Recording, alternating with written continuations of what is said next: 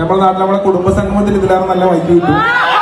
ചെറിയ കുഞ്ഞു സ്പീക്കറിന് റിപ്ലൈ എടുത്തിട്ട് എനിക്ക് പാടാൻ കഴിയൂല.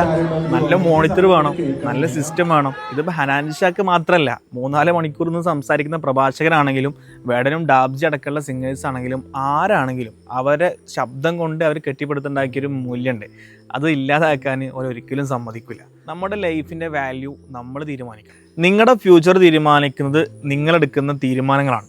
ഇപ്പോഴും പല മെഡിക്കൽ യൂണിവേഴ്സിറ്റീസിൻ്റെയും ഇൻ്റർവ്യൂ അല്ലെങ്കിൽ അഡ്മിഷനും വെയിറ്റ് ചെയ്തിട്ട് സമയം കളയുന്ന ധാരാളം സ്റ്റുഡൻസ് ഉണ്ട്. ഞാൻ നിങ്ങൾക്കൊരു കാര്യം പറഞ്ഞുതരാം.